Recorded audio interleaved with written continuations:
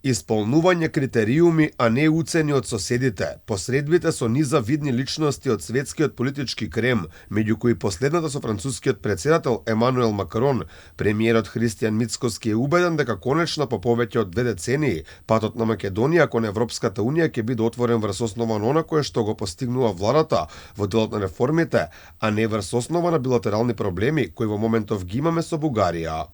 Убеден сум дека во периодот кој што следи во заеднички разговори, дека конечно после 2,5 децении патот на Македонија до полноправно членство во рамките на Европската унија ќе биде широко отворен и ќе се вреднува врз основа на постигнувањата и компетенциите, а не поради билатералните прашања. И убеден сум дека ќе успееме во сето тоа. Јас мојот оптимизам го темелам врз основа на сите оние средби кои што, речиси 5 месеци ги имам откако сме како влада. Успеавме да се сретнеме, би рекол, со сите релевантни светски лидери за толку кратко време.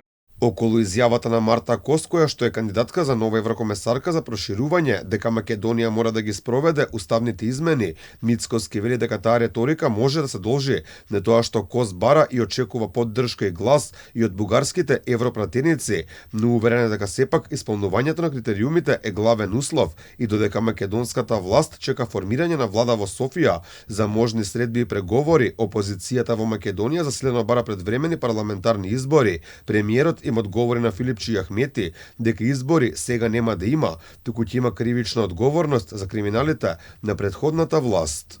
Ги разбирам политичарите во опозиција дека се нестрпливи и дека мислат со предвремени избори дека ќе ги решат проблемите.